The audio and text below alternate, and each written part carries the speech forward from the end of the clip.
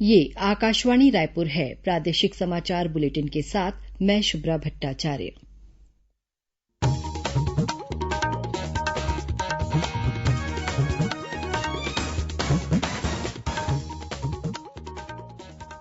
और अब पेश है आज के मुख्य समाचार। मरवाही विधानसभा उपचुनाव में नाम वापसी के अंतिम दिन 5 उम्मीदवारों ने अपना नामांकन वापस लिया। अब चुनाव मैदान में कुल 8 उम्मीदवार हैं। केंद्रीय मंत्री धर्मेंद्र प्रधान ने संसद द्वारा पारित नए कृषि कानूनों को देशभर में किसानों के लिए क्रांतिकारी परिवर्तन की शुरुआत बताया। प्रदेश भाजपा कार्य समिति की आज पहली वर्चुअल बैठक आयोजित की गई। पुलिस महानिदेशक ने विभागीय जांच या आपराधिक प्रकरणों का सामना कर रहे निरीक्षकों और उप निरीक्षकों को थानों से हटाने के दिए निर्देश। और जशपुर जिले के कुनकुरी वन परिक्षेत्र में हाथियों के हमले से एक महिला की मौत। बालोद के डौंडी क्षेत्र में हाथियों ने फसलों को नुकसान पहुंचाया।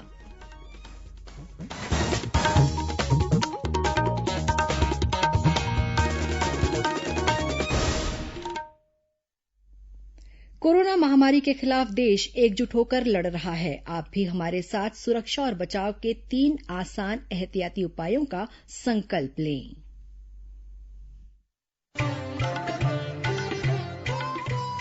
कोविड-19 से बचाव और सुरक्षित रहने के 3 उपाय। मास्क लगाएं, 2 गज दूरी है जरूरी, सुरक्षित दूरी रखें, हाथ और मुंह साफ रखें। अब समाचार विस्तार से। मरवाही विधानसभा उपचुनाव में नाम वापसी के अंतिम दिन आज 5 उम्मीदवारों ने अपने नाम वापस लिए। इस तरह अब कुल 8 उम्मीदवार चुनाव मैदान में हैं। इस उपचुनाव के लिए 3 नवंबर को मतदान होगा। नाम वापसी की प्रक्रिया पूरी होने के बाद कांग्रेस और भाजपा सहित अन्य राजनीतिक दलों तथा उम्मीदवारों का चुनाव प्रचार अभियान भी तेज हो गया है। कांग्रेस के प्रदेश अध्यक्ष मोहन मरकाम ने आज पेंड्रा विकासखंड के ग्राम बचारवार, बंधी और अड़भार में जनसंपर्क कर पार्टी प्रत्याशी डॉक्टर के ध्रुव के पक्ष में प्रचार किया। वहीं भाजपा उम्मीदवार डॉक्टर गंभीर सिंह के समर्थन में भाजपा के वरिष्ठ नेता लगातार चुनावी सभाएं ले रहे हैं। अन्य उम्मीदवार और उनके समर्थक भी प्रचार अभियान में जुटे हुए हैं। इस बीच मरवाही उपचुनाव के लिए अभ्यर्थियों के व्यय लेखा परीक्षण के लिए तिथि निर्धारित की गई है। जिला निर्वाचन अधिकारी डोमन सिंह ने बताया कि सभी उम्मीदवारों को निर्धारित तिथि और स्थल पर अपना व्यय लेखा निरीक्षण सुनिश्चित करना है। इसके लिए अभ्यर्थी को स्वयं या अपने निर्वाचन अभिकर्ता के माध्यम से व्यय लेखा रजिस्टर और भुगतान देयक समेत सभी दस्तावेज जांच के लिए प्रस्तुत करना होगा। निर्वाचन आयोग ने राजनीतिक दलों और प्रत्याशियों के लिए विज्ञापन जारी करने के संबंध में दिशा निर्देश जारी किए हैं। इसके तहत मतदान दिवस और उसके एक दिन पहले प्रिंट मीडिया में जारी किए जाने वाले राजनीतिक विज्ञापनों का पूर्व प्रमाणीकरण कराना अनिवार्य होगा। केंद्रीय कृषि मंत्री नरेंद्र सिंह तोमर ने आज आयुष्मान सहकार योजना की शुरुआत की। ये योजना देश में स्वास्थ्य क्षेत्र की बुनियादी सुविधाओं में सहयोग करने के लिए सहकारी समितियों की अनूठी पहल होगी। आयुष्मान सहकार योजना राष्ट्रीय सहकारी विकास निगम एनसीडीसी ने बनाई है। श्री तोमर ने कहा कि आने वाले दिनों में एनसीडीसी सक्रिय सहकारी समितियों को 10,000 करोड़ रुपए तक का ऋण दे सकती है। उन्होंने कहा कि वैश्विक महामारी के मद्देनजर अधिक से अधिक सुविधाएं बढ़ाने पर जोर दिया गया है। एनसीडीसी केंद्र सरकार के सहयोग से किसानों के लाभकारी क्रियाकलापों को मजबूत करने के लिए भी कदम उठाएगी। केंद्रीय पेट्रोलियम मंत्री धर्मेंद्र प्रधान ने संसद द्वारा पारित नए कृषि कानूनों को देशभर में किसानों के लिए क्रांतिकारी परिवर्तन की शुरुआत बताते हुए कहा है कि केंद्र सरकार की कृषि नीति से सबसे ज्यादा छत्तीसगढ़ के किसान लाभान्वित होंगे। इससे किसानों की आय 2 गुनी होगी। साथ ही कृषि क्षेत्र में निवेश बढ़ेगा और किसानों की पहुंच विश्व बाजार तक होगी। श्री प्रधान ने आज भारतीय जनता पार्टी की प्रदेश कार्य समिति की पहली वर्चुअल बैठक के उद्घाटन सत्र को संबोधित करते हुए ये बात कही। उन्होंने कहा कि छत्तीसगढ़ के किसान के साथ ही वनोपज और टेक्सटाइल उद्योग के लोग आत्मनिर्भर भारत के विचार से जुड़कर तरक्की कर रहे हैं। श्री प्रधान ने कहा कि केंद्र सरकार 10,000 करोड़ रुपए की लागत से 100 करोड़ लीटर इथेनॉल बनाएगी। इसमें एफसीआई के धान का उपयोग किया जाएगा, जिससे छत्तीसगढ़ के किसानों को भी लाभ होगा। उन्होंने आरोप लगाया कि कांग्रेस अपने संकीर्ण राजनीतिक सोच के कारण किसानों को गुमराह कर रही है। इस मौके पर अपने संबोधन में भाजपा के प्रदेश अध्यक्ष विष्णुदेव साय ने कहा कि छत्तीसगढ़ की कांग्रेस सरकार असहमति की आवाज का दमन करने के साथ ही आलोचना करने वालों को प्रताड़ित कर रही है। इससे पहले भारतीय जनता पार्टी की प्रदेश कार्य समिति की बैठक में आज कृषि प्रस्ताव पारित करते हुए संसद द्वारा पारित कृषि संशोधन विधेयकों के लिए प्रधानमंत्री नरेंद्र मोदी का आभार व्यक्त किया गया। प्रस्ताव में कहा गया है कि इन विधेयकों से कृषि क्षेत्र में एक नए युग की शुरुआत होगी। कार्य समिति ने तय किया कि केंद्र सरकार की कृषि नीतियों और किसानों के कल्याण की उपलब्धियों को घर घर तक पहुंचाया जाएगा। वहीं राज्य सरकार की किसान विरोधी नीतियों के खिलाफ आंदोलन भी किया जाएगा। बैठक में राज्य सरकार से धान का बकाया बोनस, 20 क्विंटल धान खरीदी सहित 8 बिंदुओं पर मांग की गई। कार्य समिति की बैठक में शिक्षक भर्ती, कानून व्यवस्था और भ्रष्टाचार के मुद्दों पर राजनीतिक प्रस्ताव भी पारित किया गया। नेता प्रतिपक्ष धरमलाल कौशिक ने राज्य सरकार पर आरोप लगाते हुए कहा है कि प्रदेश में आम जनता में भय व्याप्त है। प्रशासन का राजनीतिकरण और राजनीति का अपराधीकरण हो गया है।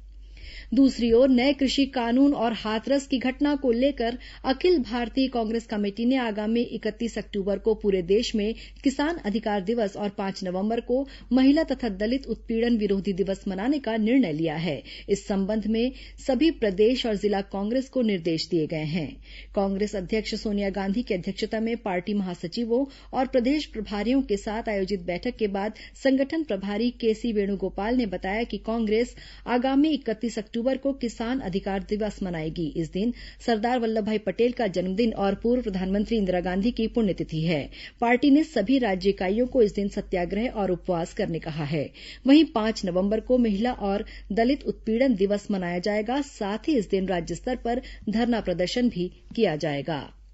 प्रादेशिक समाचार आप आकाशवाणी रायपुर से सुन रहे हैं। छत्तीसगढ़ की खबरों से है आपका वास्ता और खबरों की विश्वसनीयता से है हमारा वास्ता। आकाशवाणी समाचार रायपुर के प्रादेशिक समाचार बुलेटिन के साथ ही हमारे समसामयिक कार्यक्रम आप रेडियो के अलावा अपने मोबाइल पर भी सुन सकते हैं। आकाशवाणी समाचार फेसबुक, ट्विटर और यूट्यूब पर भी उपलब्ध है। हमारा Facebook page Chhattisgarh news on AIR, Twitter handle CGAIR news और हमारा यूट्यूब चैनल है छत्तीसगढ़ AIR न्यूज। तो अब रेडियो के साथ ही आपके मोबाइल के जरिए भी हम पहुंच रहे हैं आप तक। छत्तीसगढ़ की हर खबर के लिए सुनते रहिए आकाशवाणी समाचार। और अब आगे बढ़ते हैं बाकी के समाचारों की ओर। प्रदेश में कोरोना संक्रमित मरीजों की संख्या लगातार बढ़ती जा रही है। प्रदेश में अब तक 1,60,000 से अधिक कोरोना संक्रमित मरीजों की पहचान की गई है। वर्तमान में 26,000 से अधिक मरीजों का इलाज विभिन्न अस्पतालों में चल रहा है। प्रदेश में अब तक 1,478 लोगों की मौत कोरोना से हो चुकी है। वहीं रायपुर लोकसभा क्षेत्र के सांसद सुनील सोनी की कोरोना जांच रिपोर्ट पॉजिटिव आई है। उन्होंने अपने संपर्क में आए सभी लोगों से अपना ध्यान रखने की अपील की है। इस बीच बालोद जिले में कोरोना संक्रमण के बढ़ते मामलों को देखते हुए पेट्रोल पंप और शराब दुकानों में मास्क अनिवार्य कर दिया गया है। कलेक्टर के आदेश के तहत अब पेट्रोल पंप में बिना मास्क पहने वाहन चालकों को पेट्रोल नहीं मिलेगा। उधर बिलासपुर जिले में कोरोना संक्रमण के लक्षण वाले मरीजों की पहचान के लिए 2 से 12 अक्टूबर तक जिले में घर घर जाकर सघन सामुदायिक सर्वे अभियान चलाया गया। इस दौरान 3,91,000 से अधिक घरों का सर्वे किया गया। इसमें स्वास्थ्य कार्यकर्ताओं, मितानिनों, आंगनबाड़ी कार्यकर्ताओं और निगम कर्मचारियों की भागीदारी रही। वहीं कोरिया जिले ने कोविड पेशेंट फीडबैक रिपोर्ट में बेहतर स्वास्थ्य सुविधाओं के आधार पर पूरे प्रदेश में दूसरा रैंक हासिल किया है। स्वास्थ्य विभाग द्वारा 10 से 17 अक्टूबर के बीच संस्थावार की गई इस रैंकिंग में जिले के कंचनपुर स्थित कोविड केयर अस्पताल को 81.57% सकारात्मक फीडबैक के साथ पूरे प्रदेश में दूसरा स्थान मिला है। त्योहारों के इस मौसम में प्रदेश में लोगों को कोरोना संक्रमण से बचाने के लिए जरूरी सावधानियां बरतने के बारे में जागरूक करने के उद्देश्य से विभिन्न शहरों, कस्बों और गांवों में जागरूकता अभियान चलाए जा रहे हैं। इसी कड़ी में कोरोना संक्रमण की रोकथाम के लिए लोगों में जागरूकता लाने के उद्देश्य से आज रायपुर से जागरूकता रथ को रवाना किया गया। केंद्रीय सूचना और प्रसारण मंत्रालय के रीजनल आउटरीच ब्यूरो तथा पत्र सूचना कार्यालय रायपुर के अपर महानिदेशक सुदर्शन पनतोड़े ने हरी झंडी दिखाकर कला जत्थे के साथ जागरूकता रथ को रवाना किया। इसके पहले कार्यक्रम स्थल पर छत्तीसगढ़ी लोक कला मंच नवा अंजोर के कलाकारों ने कोरोना संक्रमण की रोकथाम के लिए जागरूकता गीत और नृत्य की प्रस्तुति दी। जागरूकता रथ के जरिए शहर की घनी आबादी, बाजार, चौक चौराहों और कॉलोनियों में कोरोना से बचाव के संदेश देने के साथ ही पॉम्पलेट भी बांटे जाएंगे। इस बीच छत्तीसगढ़ की प्रसिद्ध लोक गायिका छाया चंद्राकर ने लोगों से कोरोना संक्रमण से बचाव के लिए आवश्यक सावधानी बरतने की अपील की है। आकाशवाणी के सभी श्रोताओं को छाया चंद्राकर का नमस्कार। मित्रों, कोविड महामारी के खिलाफ पूरा देश एकजुट होकर लड़ रहा है। प्रधानमंत्री नरेंद्र मोदी ने हाल ही में इससे बचाव के बारे में लोगों को जागरूक करने के लिए एक जन आंदोलन की शुरुआत की है। हम सभी को इस आंदोलन में सहभागी बनना है। आइए आज हम सब अपने स्वयं के और अपने परिवार तथा समाज की कोरोना संक्रमण से सुरक्षा और बचाव के लिए 3 आसान एहतियाती उपायों को अपनाने का संकल्प लें। आप जब भी घर से बाहर निकलें तो मास्क जरूर लगाएं। बाजार या किसी भी भीड़भाड़ वाली जगहों पर जाएं तो लोगों से सुरक्षित दूरी बनाए रखें और साथ ही समय समय पर हाथों को साबुन और पानी से धोते रहें। ये 3 आसान उपाय अपनाकर हम कोरोना को मात दे सकते हैं। याद रखें, जब तक दवाई नहीं तब तक ढिलाई नहीं। प्रदेश के पुलिस महानिदेशक डीएम अवस्थी ने विभागीय जांच या आपराधिक प्रकरणों का सामना कर रहे निरीक्षकों और उप निरीक्षकों को थानों से तत्काल हटाने के निर्देश दिए हैं। उन्होंने सभी रेंज के पुलिस महानिरीक्षकों और पुलिस अधीक्षकों से कहा है कि यदि उनके रेंज या जिले के थाने में पदस्थ किसी निरीक्षक या उप निरीक्षक के विरुद्ध विभागीय जांच या आपराधिक प्रकरण लंबित हो तो उनकी पदस्थापना थानों में न की जाए। इस बीच दुर्ग रेंज के पुलिस महानिरीक्षक विवेकानंद सिन्हा ने आज पुलिस अधीक्षकों की बैठक लेकर आपराधिक मामलों में त्वरित कार्रवाई करने के निर्देश दिए। जशपुर जिले के कुनकुरी वन परिक्षेत्र में हाथियों के हमले से एक महिला की मौत हो गई। ये महिला मवेशी चराने और लकड़ी लेने जंगल गई हुई थी। इसी दौरान हाथियों ने महिला पर हमला कर दिया। वन विभाग की टीम मौके पर पहुंच गई है और आसपास के ग्रामीणों को हाथियों से सतर्क रहने को कहा गया है। वहीं बालोद जिले के डौंडी विकासखंड के ग्राम रजौली के आसपास 25 हाथियों का दल विचरण कर रहा है। हाथियों ने लगभग 30 गांव में खेतों में लगी फसलों को नुकसान पहुंचाया है।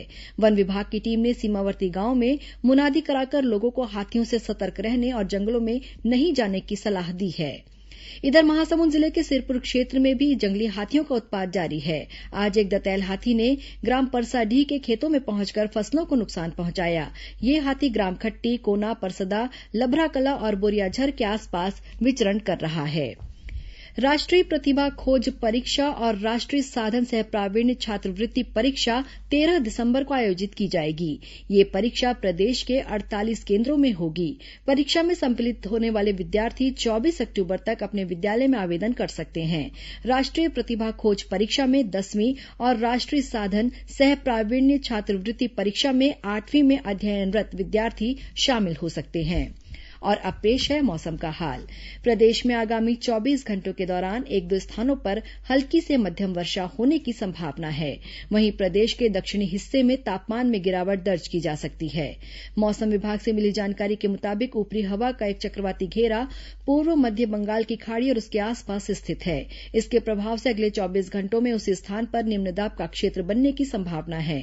इसके कारण छत्तीसगढ़ के दक्षिणी भाग में काफी मात्रा में नमी आ रही है। इसके प्रभाव से दक्षिणी छत्तीसगढ़ में कुछ एक स्थानों पर हल्की से मध्यम बारिश होने का अनुमान है।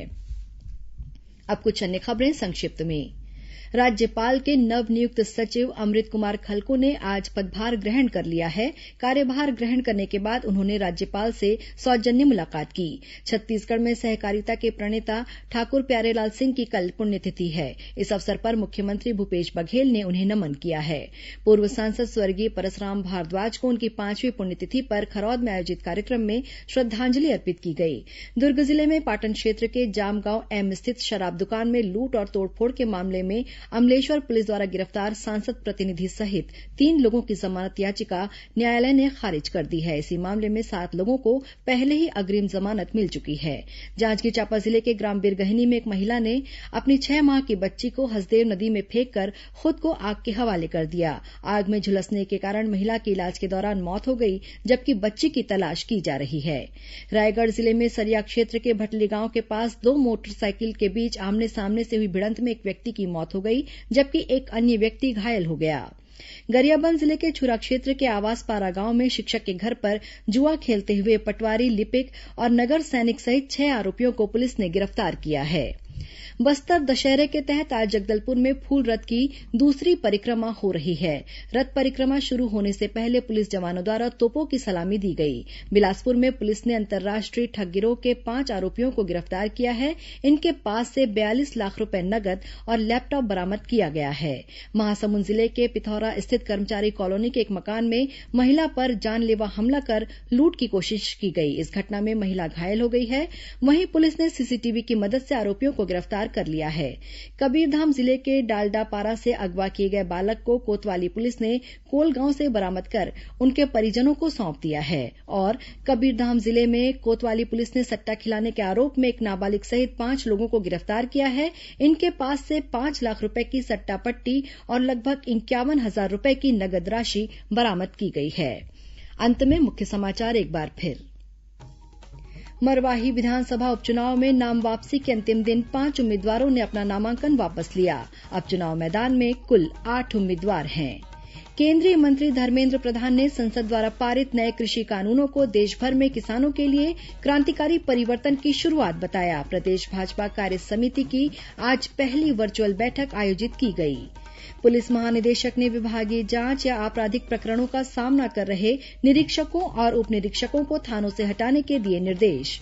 और जशपुर जिले के कुनकुरी वन परिक्षेत्र में हाथियों के हमले से एक महिला की मौत। बालोद के डौंडी क्षेत्र में हाथियों ने फसलों को नुकसान पहुंचाया। इसी के साथ प्रादेशिक समाचार बुलेटिन समाप्त हुआ। नमस्कार।